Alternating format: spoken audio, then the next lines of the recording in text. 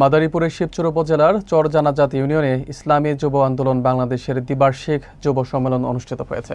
শুক্রবার সামাদ খানের বাজার প্রাঙ্গণে এই সম্মেলনের আয়োজন করা হয়। বিস্তারিত থাকছে রাকিবুল হাসান রকির প্রতিবেদনে। ইউনিয়ন শাখার সভাপতি মাওলানা নূর হুসাইন নুরানীর সভাপতিত্বে প্রধান অতিথি ছিলেন মাওলানা আকরাম হুসাইন, যিনি পীর সাহেব চরমোনায় মনোনীত মাদারীপুর ১ আসনে এমপি পদপ্রার্থী। বিশেষ অতিথি হিসেবে বক্তব্য রাখেন ইসলামী আন্দোলন বাংলাদেশ শিবচর উপজেলা সভাপতি হাফিজ জাফর আহমেদ, যুব আন্দোলনের উপজেলা সভাপতি মাওলানা মাহফুজুর রহমান, সদস্য ফারুক হোসেন সহ আরও অনেকেই। বক্তারা বলেন, সংখ্যানুপাতিক বা পিআর পদ্ধতিতে নির্বাচন ছাড়া জনগণ কোনো নির্বাচন মেনে নেবে না। প্রশাসনিক সংস্কার করে গ্রহণযোগ্য নির্বাচন নিশ্চিত করতে হবে। এছাড়া গোপালগঞ্জে এনসিপি নেতাদের উপর হামলার প্রতিবাদ জানানো হয়। সম্মেলনে নতুন কমিটি ঘোষণা করা হয়। সভাপতি নির্বাচিত হন মাওলানা নূর হোসেন নুরানী, সহসভাপতি মুফতি আবু মুসা এবং সাধারণ সম্পাদক মনির খান। সম্মেলনে ইউনিয়নের বিভিন্ন ওয়ার্ডের নেতাকর্মীরা উপস্থিত ছিলেন। সংগ্রামী সাথী ও বন্ধুগণ, এখনই এই উম্মার ভিতরে খালেদ বিন ওলীদের প্রিয় উপস্থিতি, 1952 সালে ভাষার জন্য আমরা রক্ত দিয়েছি। 1972 সালে 1 সাগর রক্তের বিনিময়ে এদেশকে আমরা স্বাধীন করেছি। তারপরেও আমরা প্রকৃতপক্ষে শাসকদের হাত থেকে রক্ষা পাইনি। তারাও এদেশে শান্তি দিতে পারে নাই, এমনকি আমাদের এইভাবে খোলাভাবে কথা বলার সুযোগটা পর্যন্ত তারা কেড়ে নিয়েছিল। কথা ঠিক কিনা?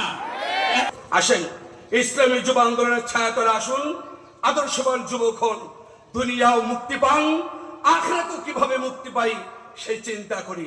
ভাষায় বলতে পারি, বাংলাদেশের কোন জেলা, কোন স্থান এখনো পরিপূর্ণভাবে আমাদের জন্য নিরাপদ না। 2026 সালের যে প্রার্থীকে নিয়ে আপনাদের সামনে এসেছি, দেশের মাটি ও মানুষের নেতা আলহাজ হযরত মাওলানা আকরাম হোসেন সাহেবকে আপনারা জানেন। আমাদের ময়দানের ওনাকে অত্যন্ত ভালোবাসেন, পছন্দ করেন। ওনাকে আমাদের এই শিবচরের জন্য নমিনেশন দিয়েছেন। যেই সমস্ত সংগঠনগুলো আছে তারা ঐক্যবদ্ধভাবে নির্বাচন করার জন্য একটি প্ল্যাটফর্ম তৈরি করেছেন।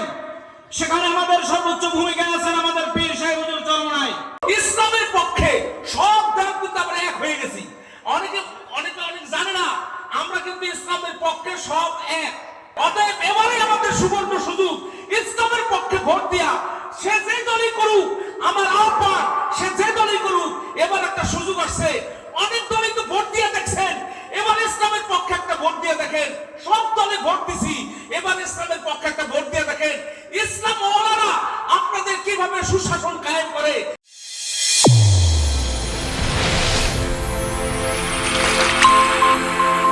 চ্যানেল A1 হৃদয়ের স্পন্দন।